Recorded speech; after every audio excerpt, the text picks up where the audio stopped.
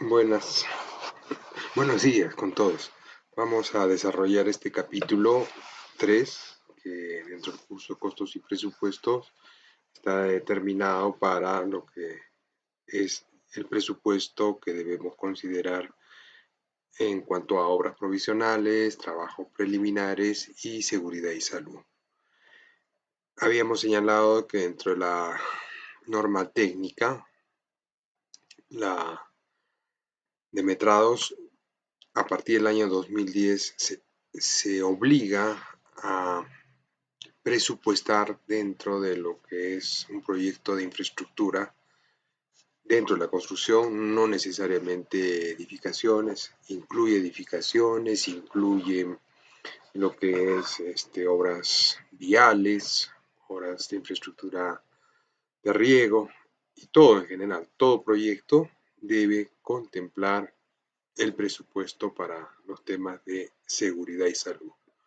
Hace unos años atrás, antes de la aprobación de esta norma, solamente había obras provisionales y trabajos preliminares. Los conceptos no los vamos a dar, simplemente vamos a hablar sobre las consideraciones que debe tener el analista de costos para poder considerar algunos aspectos. Entonces, en el metrado, lógicamente, ¿no? Porque esto vamos a tener que cuantificar qué cantidades y en qué magnitud se va a desarrollar. Como una breve introducción sobre el tema de la norma técnica que ya contempla a partir del año 2010 la partida de seguridad y salud, básicamente, ¿no? Dentro de esta norma técnica, ¿qué partidas deben considerarse, ¿no? Y nos permite a nosotros, cuando revisemos la norma, y es de acceso para cualquier persona, porque es cuestión de googlear, ¿no? La RD 073-2010, Ministerio de Vivienda y Construcción, y ahí van a poder, o les va a aparecer el documento, el archivo en PDF, y donde ustedes van a poder observar esta norma técnica de metrados, donde está básicamente enfocada a lo que es edificaciones o habilitaciones urbanas y edificaciones, ¿no? Bien, ¿qué podemos señalar sobre las consideraciones para el presupuesto, ¿no? Dice, para elaborar un presupuesto debemos tener un criterio sobre lo que vamos a hacer. Este debe estar basado en la experiencia y basado en el proceso constructivo que vamos a ejecutar, ¿no? Entonces, una persona que nunca construye algo, pues difícilmente va a poder elaborar un presupuesto desarrollando la cantidad de actividades que debemos tomar en consideración. Decimos que existe un orden de las tareas, por eso que debemos asignar en el ítem o en el código o la codificación la que corresponda correlativamente, ¿no? Estas tareas tienen una secuencia donde hay precedencias y una tarea no se podrá ejecutar si previamente no se ha culminado con otro. Esto también ya va enlazándose con el tema de la programación, ¿no? ¿Qué otra cosa señalamos en esta parte de acá? Voy a poner el puntero un ratito, ¿no? Dice, si anteriormente no realizamos una tarea que le antecede, por ejemplo, no podrá realizar el trazo preliminar si antes no hice la limpieza y o la nivelación del terreno, ¿no? Entonces, yo en el ordenamiento tengo que ir considerando este procedimiento en el tiempo, ¿no? Y eso me va a permitir también elaborar mi planificación, ¿no? Generalmente la planificación que se utiliza para los expedientes es la Gantt, la de barras. Entonces, para que las barras estén de alguna forma ordenadas, nosotros vamos a ir al momento de hacer el listado de lo que vamos a requerir para ejecutar un proyecto igual, ¿no? Ese tipo de ordenamiento es el EDT tipo cascada, ¿no? Porque voy colocando la primera, por debajo viene la que viene a continuación, ¿no? La sucesora, la sucesora, la sucesora, ¿no? Entonces, esa es la manera como vamos nosotros a ir ordenando. La norma técnica propone un orden, pero no quiero decir que todas estas actividades las consideren, ¿no? No hay necesidad de decir y de mantener esta codificación que da el reglamento y la norma de metrados, ¿no? Cada analista de costos, basándose en, esta podría ser la partida 010000, ¿no? Y la vamos a definir como construcciones provisionales, ¿no? La siguiente podría ser la 010100, oficinas, ¿no? Ya habíamos dicho que hay partidas de primer orden, de segundo orden, de tercer orden y hasta un cuarto orden. Entonces, pero lo que nos facilita el reglamento y la norma técnica de metrado son unas actividades o partidas que las describe y señala cómo se metra y cuál es el propósito del objetivo. Entonces, si uno lee este documento, va a caer en cuenta de qué se trata, ¿no? Así como hay construcciones provisionales, también podemos considerar instalaciones, ¿no? Provisionales. O yo puedo considerar dentro de la norma, dentro de mi listado, obras provisionales. Y considero las construcciones y considero las instalaciones. Un poco del criterio del analista de costo, ¿no? Puede colocar simplemente 01 obras provisionales y dentro de esta poner oficinas, almacenes, agua para la construcción. O sea, no estoy incurriendo ahí en una falta, ¿no? Pero tengamos siempre presente que hay una norma y de ahí quizás para poder tomar en consideración lo que la norma nos señala, ¿no? Pero a veces pues demasiada cantidad de filas y puedo obviar una porque, por evitar poner este subtítulo, ¿no? Por evitar poner este subtítulo y bueno, al final no está tan poco mal. ¿Qué son las construcciones provisionales? Son aquellas que son necesarias, pero que terminado el periodo de ejecución de obra, estas van a tener que retirarse del, del terreno donde se ha ejecutado, ¿no? Bueno, entonces, importante la necesidad de estas obras provisionales o construcciones provisionales, tal como es el cerco perimétrico, para evitar que personas ajenas a los trabajadores del proyecto puedan ingresar a un lugar donde se está trabajando y hay riesgos y hay peligros inminentes, ¿no? Entonces eso también es algo de lo que evita, ¿no? Por eso que se coloca eso, ¿no? Estamos en una avenida, estamos trabajando y se mete cualquier persona, un peatón despistado y cae en una zanja y se hace daño. Entonces, para evitar ese tema se aísla, ¿no? O estamos tarrajeando y no tiene el aislamiento, el cerco para evitar que las personas, ¿no? Está pasando un peatón y le cae un martillo encima de la cabeza, ¿no? Entonces, hay todas unas consideraciones que dentro de lo que son obras provisionales y la parte de seguridad vamos a tenerlas que tomar en cuenta. Según el reglamento, ¿no? En la norma A060, Industria, capítulo 3, dotación de servicios, considera las áreas mínimas de estos ambientes en función del número de trabajadores, ¿no? Y si hay mujeres, la separación de ambientes, ¿no? Entonces uno tiene que ir un poco de la mano, no solamente con esta norma técnica de metrado, sino también con el Reglamento Nacional de Edificaciones.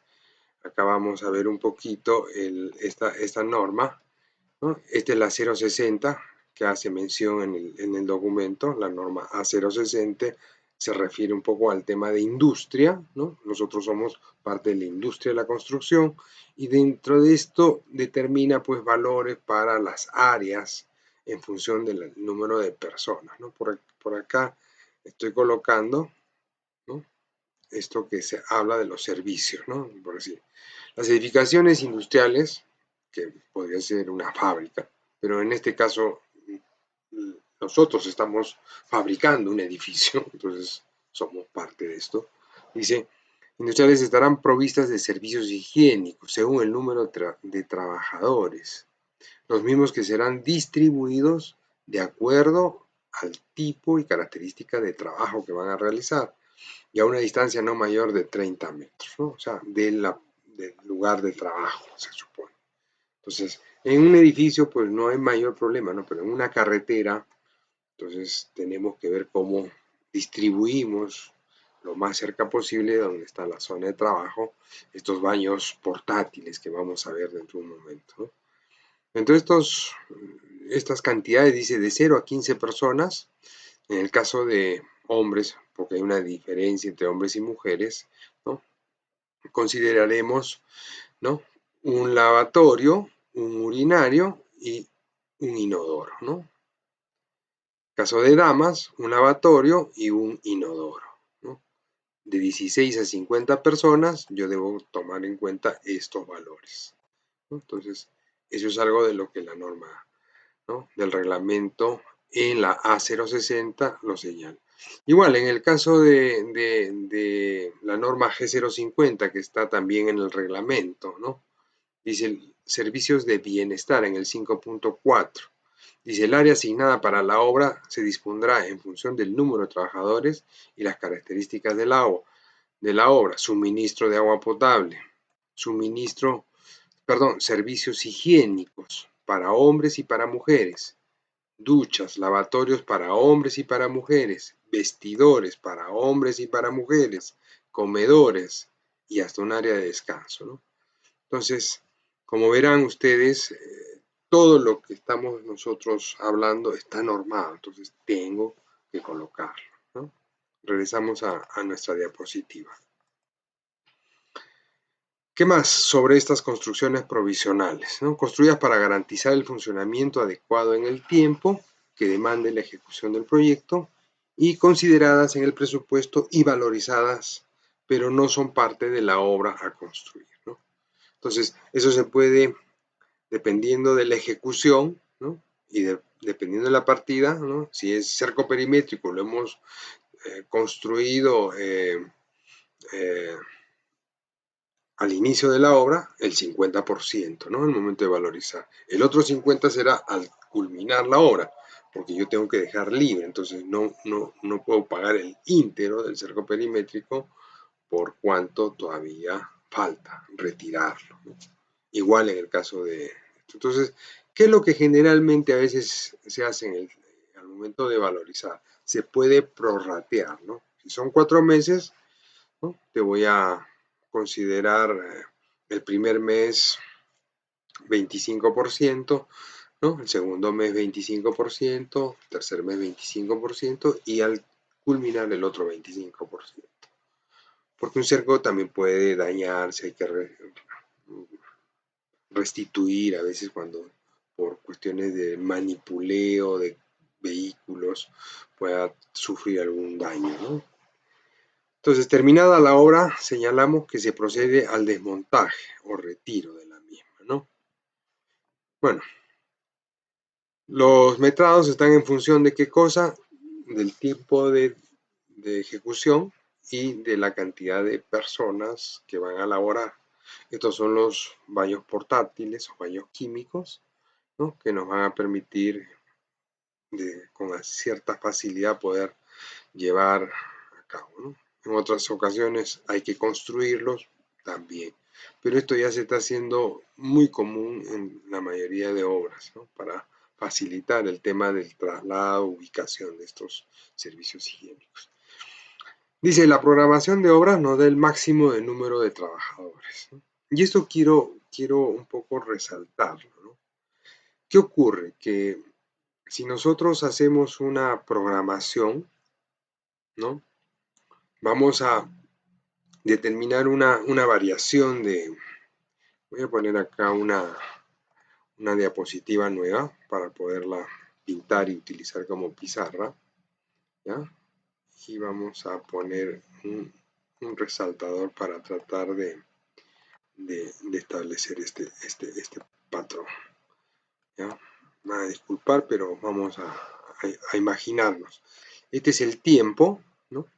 La fecha de inicio 0 del proyecto, y acá es el término del proyecto. Esta es una línea de tiempo. Una línea de tiempo. Entonces, cuando nosotros hacemos el listado de actividades, ¿no? Empiezo yo trabajando con todo, voy a hacer todas las partidas que tengo. ¿Qué hacemos con, con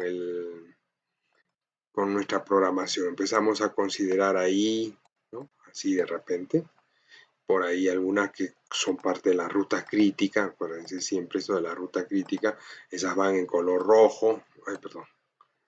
A ver, acá, ¿no? Vamos a tener de repente una ruta crítica ahí, ¿no? Y vamos a tener una serie de actividades, ¿no? Perdón, hasta aquí hemos dicho que era el término. A ver. Vamos a... No sé si pueda borrar. No, ahí nomás. Disculpar. Bueno, entonces, esa es la idea, ¿no? Ese es el criterio. Nosotros estamos haciendo y también tenemos nuestras actividades, y esa es la manera hasta que llegamos al final de la obra. Entonces, esto es el cronograma. En base a ese cronograma de obra, voy a volver a graficar. Voy a volver a graficar mi, ¿no? Mi eje de coordenadas. Voy a tener aquí el tiempo, ¿no? Y en base a eso yo voy a tener así, quizás estoy exagerando, esta es la variación de repente de personal hasta la fecha de término, ¿no? Entonces yo puedo mover, aparte de la ruta crítica, que es la que me define el inicio y el término de obra, voy a poder jugar con las partidas que tienen holgura, tratando de encontrar una distribución un poco más amigable para no estar desperdiciando o despidiendo gente, ¿no? Y lo que procuramos es tener una distribución gaussiana, ¿no? O muchas veces una distribución triangular, ¿no? De tal manera que yo empiece acá de repente, esto ya refiriéndome un poco al tema de personal. Estas curvas ya no. La otra era de actividades. En base a esa, yo grafico la de azul. De ahí puedo enmendar y corregir. Lo cierto es que acá yo empiezo de repente con 3 trabajadores, y mi punto máximo de trabajadores de repente pues son 23, ¿no? Y de ahí ya tengo que ir dando de baja algunos trabajadores hasta nuevamente terminar de repente con 3 trabajadores al final de la obra. Esta es la teoría, ¿no? Y esto es producto de varios tanteos, ver cómo me está yendo. Entonces, nosotros, al momento de desarrollar el proyecto, vamos a proponer un planeamiento o una programación, y de esa programación, que son las barras Gantt, yo puedo empezar a mover. De repente, esto no me conviene, de qué forma yo toda esta actividad que está acá con personas la traslado por acá, ¿no? ¿Es factible? ¿No es factible? De repente no, podemos subcontratar, o sea, es decir, tengo que hacer un poco de magia acá. Bueno, la experiencia a veces nos permite a nosotros alternar con algunas actividades que tienen holguras para poderlas trasladar, ¿no? En diferentes frentes. Entonces, eso es parte de... Pero ¿a qué quiero llegar? Que en el proyecto tenemos que determinar qué número de trabajadores va a haber.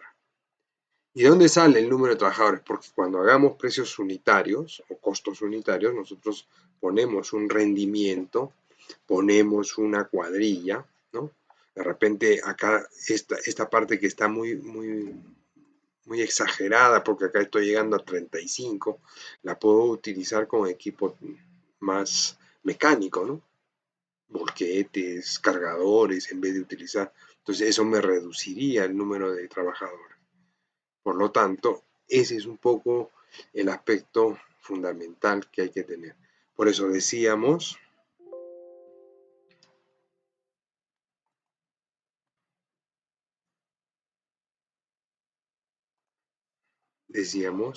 que la programación de obra nos da el máximo número de trabajadores. Y con esta cantidad estimamos el número de aparatos sanitarios, también para los equipos de protección personal, y dependiendo del tiempo, cuántas mudas van a desarrollarse en este proyecto, ¿no? Porque si el proyecto dura 6 meses, no le voy a dar un par de guantes, ¿no? No podría.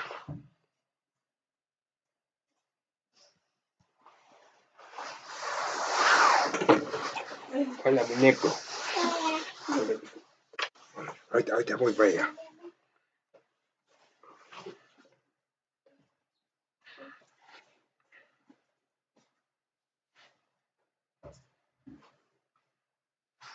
Bien, voy a... Esta, esta la eliminamos. De acá la saco. Cortar. Ya está. Entonces, vean ustedes cómo eh, interesa el que se maneje de manera integral el proyecto. No, no podría yo estar solamente encargarme del presupuesto, ¿no?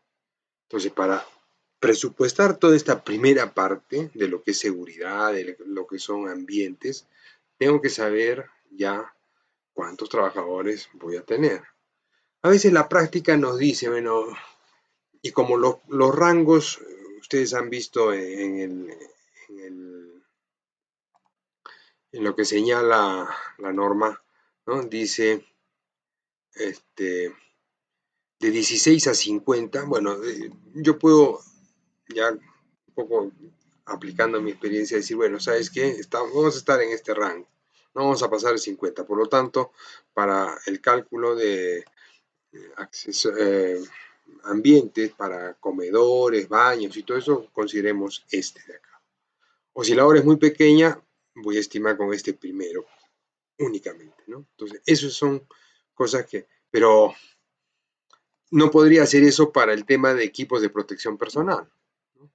Porque no es lo mismo comprar para 16 que para 20 o para 30 o para 50, ¿no? Entonces, eso sí tengo que saber.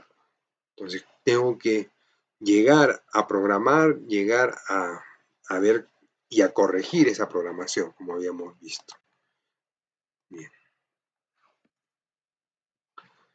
En el tema de construcciones profesionales está el cerco y dependerá del tipo de obra que sea para poder considerar un cerco mucho más seguro, ¿no? ¿No? Fíjense la diferencia en el costo de este cerco, que es metálico, ¿no? Y este cerco de acá, que es una arpillera, es plástico, y simplemente lo que se está colocando. Entonces, en una obra como nuestra universidad, donde estamos haciendo un pabellón, poner este tipo de cerco en el presupuesto sería recomendable. No, pues, ¿para qué tan caro, no? Pero en una calle donde hay gente, donde hay personas que pasan, vehículos, amigos de lo ajeno, entonces yo creo que sí, el analista de costo dirá, bueno, si un cerco de esta naturaleza es necesario, ¿no? Para darle la seguridad al proyecto. En cambio, en una universidad donde los que pasan son estudiantes, gente de la misma institución, ya con esto estamos aislando, estamos separando. Entonces, no ameritaría mayor costo, ¿no? Entonces, esa es la responsabilidad que debe tener un analista de costo de poder precisar y evaluar qué tipo de material utiliza para su cerco. Dentro de esto debe ser de un material que soporte cualquier intromisión, no deben ser de esteras ni arpillera cuando estén ubicados hacia la vía pública, lo que habíamos señalado, y la unidad del metrado para este tipo de cerca es el metro lineal. En el caso de obras o construcciones provisionales, la caseta de vigilancia. Es importante una caseta de vigilancia porque es la manera de controlar el ingreso y salida de vehículos, de proveedores, de visitantes, entonces, y tiene que haber ahí un personal, lógicamente, ¿no? Las obras en el tema de seguridad y vigilancia, inclusive no solamente durante el periodo de ejecución, sino requiere vigilancia en la noche. Entonces, esto a veces se divide en, en, en 3 turnos o en 2 turnos, ¿no? Entonces, va a haber una vigilancia desde las 7 de la mañana hasta las 4:30, 5 de la tarde que se termina la jornada. Y ahí entra el otro vigilante para durante la noche resguardar los equipos y controlar que no. Y dependiendo de la vigilancia, si es que hay con arma, pistola, estoy hablando, tiene un mayor costo, ¿no? Entonces, eso también se evalúa, ¿no?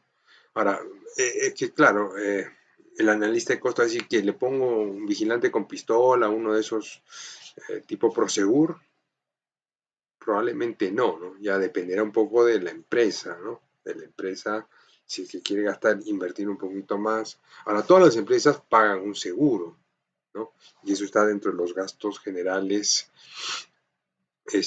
variables, ¿no? ¿No? ¿Por qué? Porque en función del tiempo puede tener este seguro. Así como hay el seguro contra todo riesgo para los obreros, de igual forma hay el seguro contra terceros, así se le define, ¿no? O sea, por situaciones que pudieran ocurrir en la obra. Y las compañías de seguro, ¿no? Venden ese tipo de seguro y están las empresas obligadas, ¿no? Dentro de lo que es ambientes destinados a guardar, es decir, almacenes, ¿no? También esto estará en función de la magnitud de la obra, ¿no? Hay almacenes que sí necesitan tener una cantidad de metros cuadrados. Ahora, ¿qué va a entrar en el almacén? Esa es la pregunta. Dentro del almacén vamos a poner todo, cemento, yeso, fierro, no. Hay materiales que por sus características de uso frecuente no tienen que estar dentro del almacén, ¿no? En caso del cemento, a lo mucho se le puede colocar un espacio protegido del suelo para evitar que este cemento se vaya a dañar por la humedad. Se le hace cuatro puntales y dentro de esos 4 puntales se coloca un techo, ¿no? Si estamos en una zona lluviosa, se le protege con bolsas y todo eso. Entonces, pero eso no lo voy a considerar pues dentro del almacén, ¿no? O sea, no voy a decir, no, tiene que ser para el cemento, para todo, ¿no? Entonces, el material que tiene frecuente uso, en el caso del cemento, de repente yo pido 200 bolsas para esta semana y al viernes ya solamente me quedan 10, 15 bolsas, tengo que volver a recargar. Entonces, esa es la forma como se trabaja. Pero dentro de este almacén, todo lo que es equipo menor, lámparas, picos, barretas, combas, ¿no? Esos equipos eléctricos para cortar de los carpinteros, ¿no? Tubería, todo eso sí va a entrar en ese almacén, ¿no? Entonces, en cuanto a las instalaciones provisionales, también tenemos que señalar que dependerá del tipo de ubicación de la obra. Si estamos en una zona urbana donde ya hay instalaciones de agua, desagüe, tenemos que oficiar a la empresa que brinde el servicio, en el caso de Arequipa es EDAPAR, ¿no? Decirles, bueno, oye, sabes que yo voy a construir porque me van a cambiar la tarifa. El agua, en el caso de la construcción, tiene una tarifa industrial que es mucho mayor que la de uso doméstico, ¿no? De repente yo tengo que hacer un edificio y el edificio tiene una instalación domiciliaria. Entonces tiene un medidor que yo voy a consumir, pero debo dar parte. Entonces, en el presupuesto yo tengo que considerar ese valor. Ahora, ¿qué cantidad de agua? ¿Cuánto así? ¿No? Esa es la pregunta, quizás que alguno ya se haya planteado, ¿no? Eh, la empresa que brinda el servicio ya tiene una tarifa plana, vamos a decir, ¿no? Te cobra por mes 150 soles, ¿no? Consumas lo que consumas, ¿no? Entonces, nos ceñimos a averiguar esos valores para tomarlos en cuenta al momento de presupuestar, ¿no? Ahora, ¿en qué se consume el agua? ¿O qué cantidades de agua se consume, ¿no? O sea, cuando veamos para los vaciados, para el curado, ¿no? Hay muchas empresas que prefieren comprar curador químico. Ahora, no se puede aplicar curador químico en todo, ¿no? Entonces, esto es motivo de una cotización. Hay obras donde no hay agua, ¿no? Entonces, no voy a solicitar una obra provisional de instalación, una instalación provisional. Tengo que comprar en camiones cisterna, ¿no? Otras, en Puno, por decir, hemos tenido que hacer tanques, o perdón, pozos, ¿no? Hacer una poza y de ahí, del subsuelo, de la recarga que viene, utilizar. Para eso hay que hacer un análisis químico del agua, ¿no? Para ver si está, eh, es apta para la elaboración de concreto. Bueno, hace que tenga algunas sustancias que perjudiquen nuestros concretos. Entonces, ¿qué señalamos acá? Consideramos, dice, consideramos las instalaciones provisionales de servicio, aquellas que es necesario disponer para poder llevar a cabo en las debidas condiciones de seguridad y salud, ¿no? Trabajos encargados y que una vez que hayan sido realizados sea posible retirarla, ¿no? Entonces yo doy parte al término del proyecto en que ya se corta el servicio, cancelo y hay que... En algunos proyectos incluye de que dentro del presupuesto se considere el medidor y los trámites de este medidor, ¿no? Entonces esos trámites los tiene que realizar el representante de la propiedad, ¿no? O sea, lo va a tramitar la contratista, pero el costo y a nombre de quién va a salir es del propietario, ¿no? Entonces, esa es otra de las consideraciones. Entonces, mientras dure la ejecución de obra, va a tener que cobrarse esta tarifa de agua industrial. Una vez que se concluya, se da parte, se avisa para que vuelva al tema de uso doméstico, por decir, ¿no? Si es un colegio, una oficina, bueno, la tarifa es mucho menor. Y lo propio se hace en el caso de la parte eléctrica, en el caso de telefonía, ¿no? Ha habido obras donde no hay señal telefónica y se tiene que pensar que la comunicación es importante. Imagínense que estemos trabajando una carretera en un cerro o en este proyecto estemos ubicados muy lejos y no hay señal, pues. O sea, entonces hay que instalar ahí una radio, una antena de radio.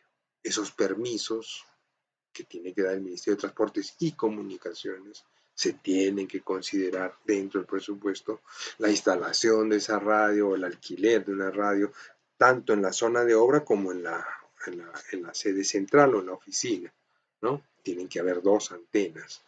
Entonces, todo eso tengo que ponerlo dentro del presupuesto, porque es algo que se necesita. ¿Qué más? Sobre el tema de trabajos preliminares. A diferencia de las obras provisionales, los trabajos preliminares son aquellos que sí se necesitan y que van a quedar y van a formar parte de la obra. No necesariamente como una edificación, ¿no? Pero yo necesito hacer esto para poderlas ejecutar, ¿no? Lo otro necesito, pero al final no se queda eso. Bueno, dentro de estos trabajos preliminares está limpieza de terreno, eliminación de obstrucciones que pudieran existir, ¿no? Remociones, demoliciones, movilización de campamento, maquinaria. Entonces es movilización y en algunas oportunidades pone movilización y desmovilización, que es lo que corresponde, ¿no? Porque yo llevo las cosas y después de que termino tengo que recoger. Entonces tengo que considerar los viajes que sean necesarios para trasladar todo lo que se necesite en cuanto a herramientas, campamento y al terminar que se retorne. Entonces ahí es movilización y desmovilización. O puedo poner una partida de movilización y puedo poner otra partida abajo de desmovilización, si quiero ser más específico. apuntalamientos de construcciones existentes, trazos, niveles y replanteo, y todo esto hasta aquí es la parte de lo que correspondería a trabajo preliminar. Vamos a ver con algunas imágenes a qué nos estamos refiriendo. Sobre la definición, trabajos necesarios para proveer las condiciones mínimas antes del inicio de la obra. Por eso, hemos dicho acá, ¿no? Hasta el replanteo durante el proceso, el trazo y nivel y replanteo preliminar para empezar la excavación, hasta ahí eso es necesario. Esos son los trabajos preliminares. Dice, se estiman y calculan en función de la actividad, ¿no? No todas tienen unidades, ¿no? Son actividades indispensables antes del inicio de la obra y que serán parte de la obra, ¿no? O sea, yo una limpieza he tenido que cortar el terreno, nivelarlo, y ahí queda, pues, ¿no? Ya va, con ese terreno nivelado, eso voy a trabajar ahí. Entonces, no es que me llevo el terreno nivelado a otro lado, no. A eso nos estamos refiriendo, ¿no? La movilización es necesaria, ¿no? Llevar todo lo que necesito. El trazo es necesario. Algunas imágenes que nos muestran, ¿no?, de estos trabajos se realizan previos a la construcción.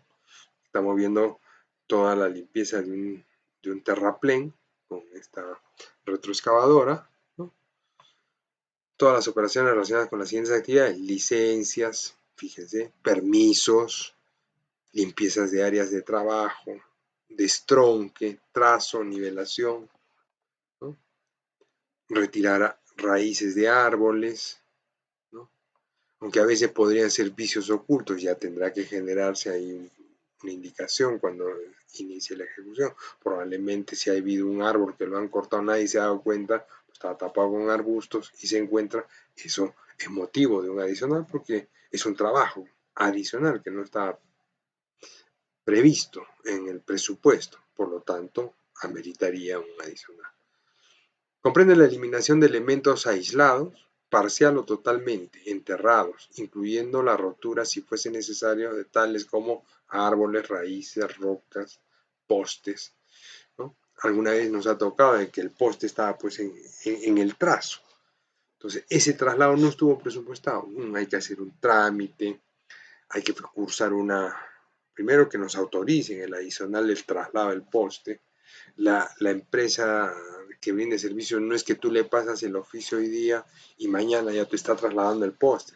Toman sus plazos y eso podría ser motivo de una suspensión y o paralización si no hay ninguna otra actividad que realizar, ¿no? Entonces son las consideraciones que uno durante la ejecución tiene que tener presente. Vamos un poquito el tema de demoliciones, ¿no? Se consideran de acuerdo al grado de complejidad, ¿no?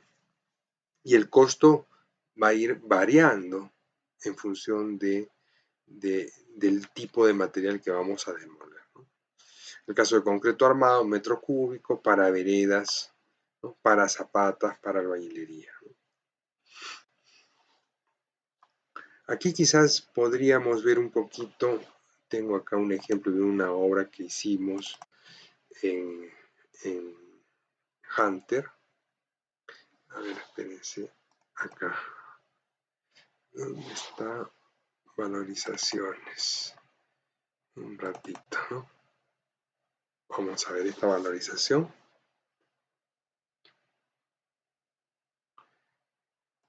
Miren, acá por decir, voy a agrandar un poquito el...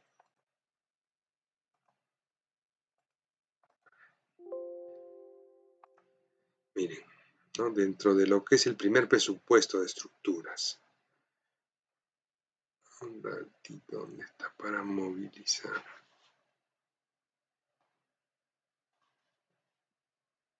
Acá, ¿no? Dentro de lo que son obras provisionales, ¿no? Están viendo el título.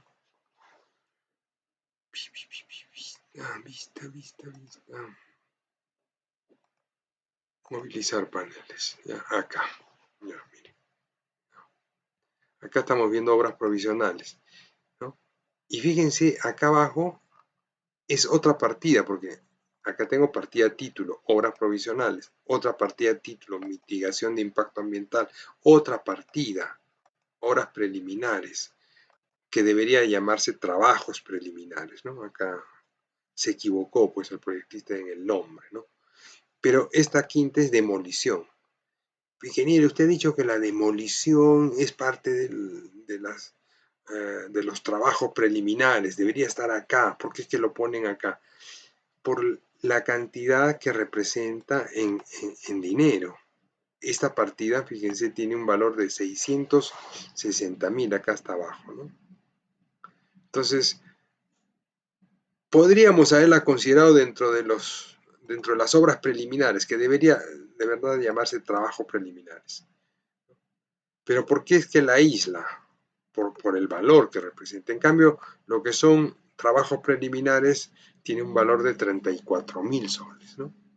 Y esto vale mucho más. Eso es lo que quiero que se entienda. O sea, hay que tener, si bien es cierto, hay una norma, pero por por la magnitud, por la incidencia que tiene dentro de este presupuesto que era de 2 millones y pico. Vamos a ver el presupuesto.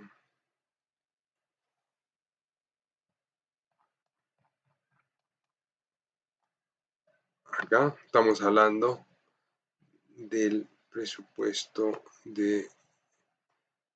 Acá me está sumando 5 millones. ¿Eh?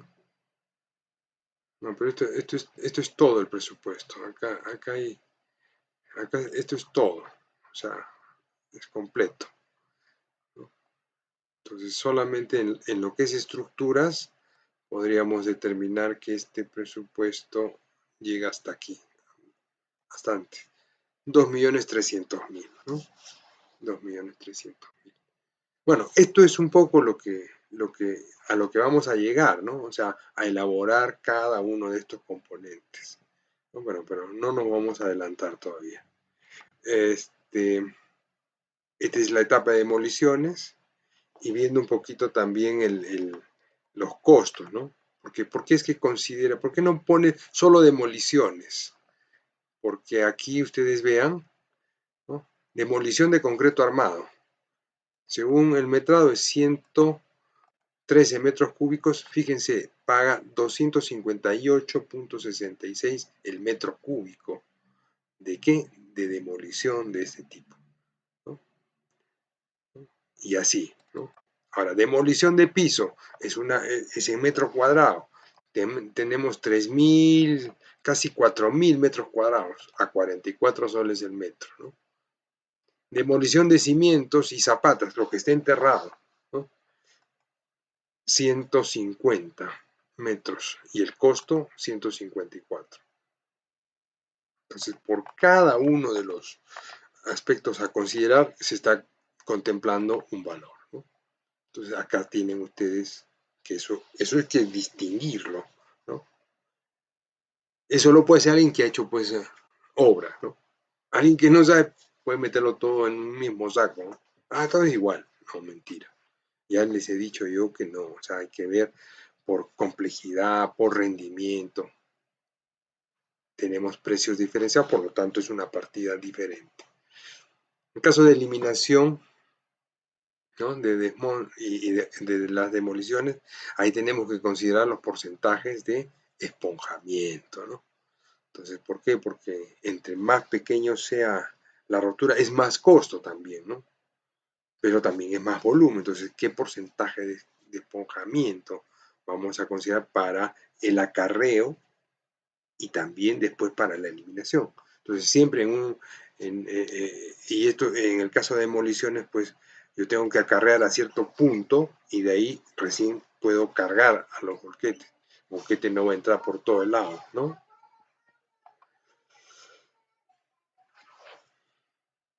Bueno, vamos a hacer esta primera parte y voy a continuar con una segunda parte.